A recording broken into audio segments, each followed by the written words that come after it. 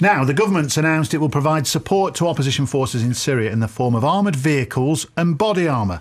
The Foreign Secretary, William Hague, said it's a necessary, proportionate and lawful response to extreme human suffering. He was speaking in the Commons earlier today. The regime has used Scud ballistic missiles against civilian areas, and the UN Commission of Inquiry for Syria has found evidence of grave human rights violations, war crimes and crimes against humanity, including massacres, torture, summary executions, and a systematic policy of rape and sexual violence by the regime's forces and its militia. Well, earlier this evening, 20 UN peacekeepers were detained by armed fighters in the Golan Heights, the area which was seized by Israel from Syria in 1967. Since the crisis began 2 years ago, up to 70,000 people have been killed and 1 million refugees have fled the country. So with the crisis escalating on an almost daily basis, what do you think? Should the West be getting any more involved? Some MPs are concerned about what's termed mission creep. Give us a call, 0500 909 693. Text us tonight, 85058. Let's bring in journalist and Middle East analyst Nabila Ramdani. And we can also speak to Tony Badran, who's a research fellow at the Foundation for the Defence of Democracies in Washington and specialises in Syria and Lebanon. Hello, Nabila. Hello, Tony. Hello, good evening. Hi. Nabila, first of all, what do you make of this decision from William Hague? Well, I think he was, first of all, right to highlight the absolute horror of what's going on in Syria. It's very much a grim milestone that we have reached, the 1 million people, 1 million Syrians being displaced.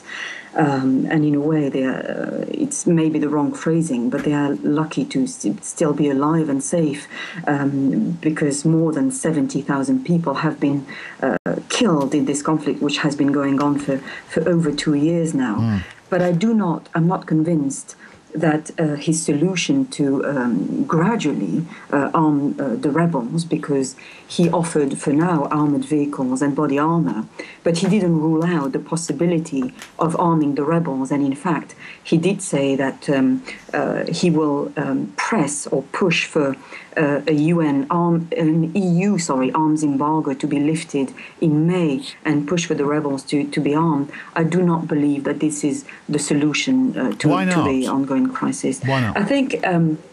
I think it was very commendable for Britain to offer humanitarian aid in terms of financial aid, which is, by the way, not enough. An awful lot of countries have pledged financial aid, and there's still an outstanding $1.5 billion, which has not been delivered to the Syrian people.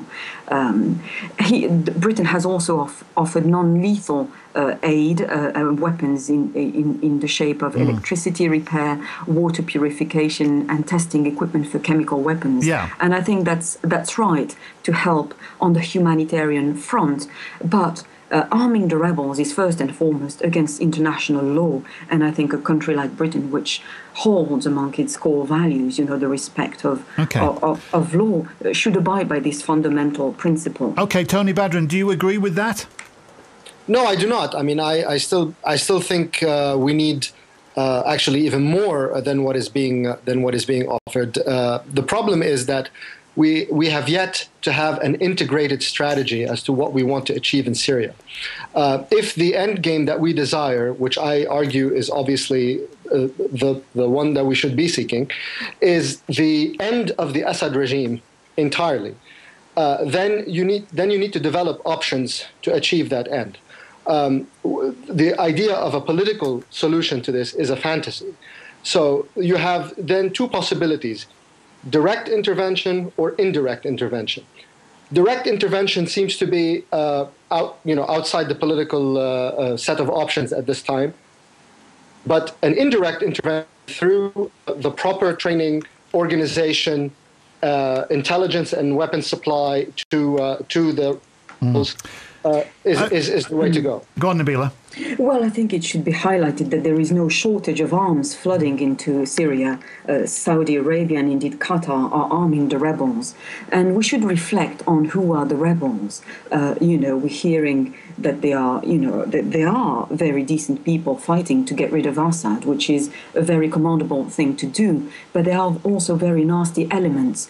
And if weapons were to fall into their hands, I'm not sure that we will achieve positive results. There's also a domestic diplomatic issue here as well, Tony, where a lot of senior MPs in this country are worried about mission creep. Particularly, it comes on the 10th anniversary of the Iraq War. 1 million people marched in this country against going into Iraq, but yet we did. And today, Samin Campbell from the Liberal Democrats says we're worried lest we might drift into military intervention. And the former Conservative Defence Minister, Sir Gerald Howarth, said the UK's hand is being drawn ever closer into this mangle. How can you guarantee once you begin to supply arms that you don't get further embroiled in a situation like this? I don't guarantee anything. What I'm trying to say is that's the problem, isn't it? What I'm trying to say is that this is a solution, that this is a situation right now that is going way out of hand with a policy of sitting on the sidelines.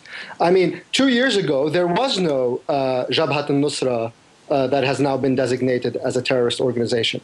2 years ago, much of the people who were doing the fightings, I mean, when people were relating how many hardcore Islamist groups were fighting, they were counting them in the hundreds, not in the thousands.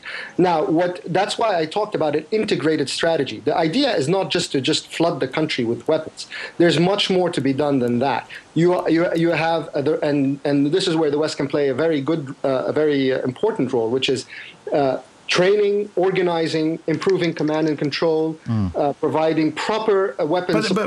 Well, that's the key thing, the weapons supply. They are providing everything else, search and rescue, communications. Nabila, the main issue here, isn't it, is that people like William Hague today have talked about the rebels being in dire need and the fact that the UK can't look the other way. And they have a difficulty, don't they, because they want to try and find the tipping point. Now, I presume Western democracies want to find that tipping point without supplying arms, but it may be necessary otherwise to do so, because if Assad gets the upper hand, then do we not fear a massacre?